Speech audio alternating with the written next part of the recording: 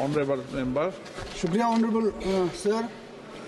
Sir, Kargil Ladakh का population wise बड़ा district है और ये डिस्ट्रिक्ट जो है सर्दी में, विंटर में 5 महीने के लिए रेस्ट ऑफ द कंट्री से कट ऑफ रहती है और पिछले 50-60 सालों से वहाँ पे एयर कनेक्टिविटी का डिमांड होती रही है। वहाँ पर एक छोटा एयरपोर्ट बनी है, वो भी पिछले 30 सालों से बनी है, वो भी ऑपरेट नहीं है।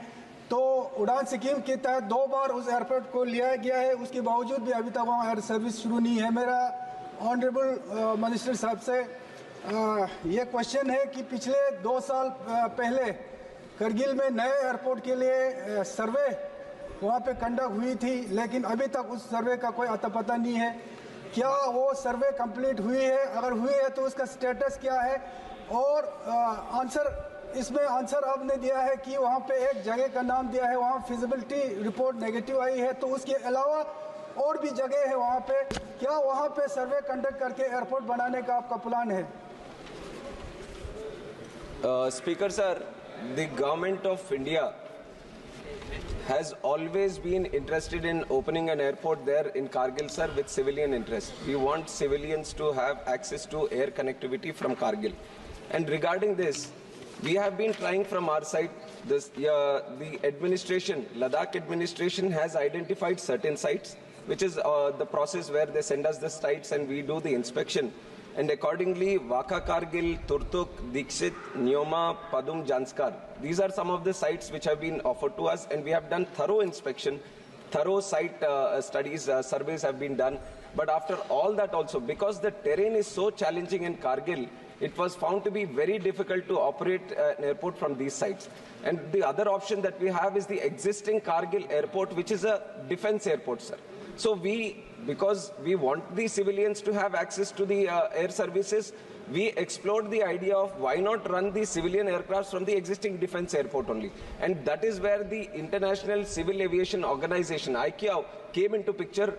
We went to ICAO and we said, why don't you inspect this airport and let us know if there can be civil operations also, and they came into the picture. And once they also did the survey, sir, which is I think what the honorable member is also talking about, they also conducted the study and they also said that it is very difficult to run from here, which is for the narrow body aircrafts, which are A320 and B737. These aircrafts can't run from there. But we are in the interest that the airport should run, the civil airport should run.